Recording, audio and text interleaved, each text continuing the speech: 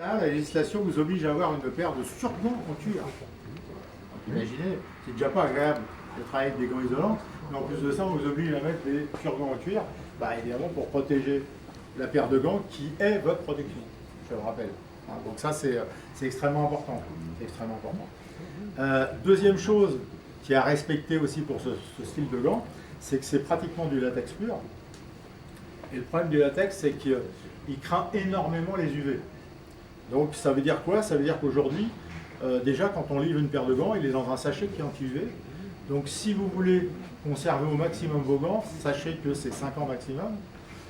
Il faut que ça soit rangé systématiquement, soit dans le sachet dans lequel on vous l'a livré, soit effectivement dans des sacoches qui existent pour des protections aussi mécaniques et qui sont aussi anti-UV, ou ce qu'on voit dans les postes, pour ceux qui ont déjà vu, vous avez des coffrets avec des petites fenêtres, mais c'est anti-UV.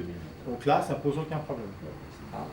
Alors, heureusement, même si le gant prend les UV, au bout d'un moment, on peut le visualiser. Pourquoi? Parce qu'en fait, c'est des petites taches marron qui apparaissent, et ces taches, en fait, deviennent rigides et cassantes. Il faut savoir que la surface de cette tache, évidemment, vous n'êtes plus isolé.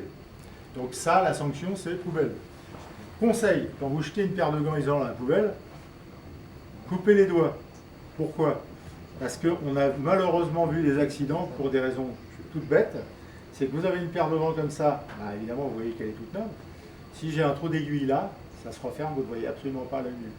Donc quand vous jetez votre paire de gants, vous avez un gars qui est capable de regarder et puis de dire putain, qui c'est qui a acheté ça? Et le mec il va l'utiliser. Sauf que s'il ne fait pas son contrôle automatique, derrière ça, il prend des risques, évidemment. Donc pour éviter tous ces risques, c'est simple. On coupe les doigts ou un doigt, peu importe, et comme ça au moins on est sûr que derrière personne ne va l'utiliser.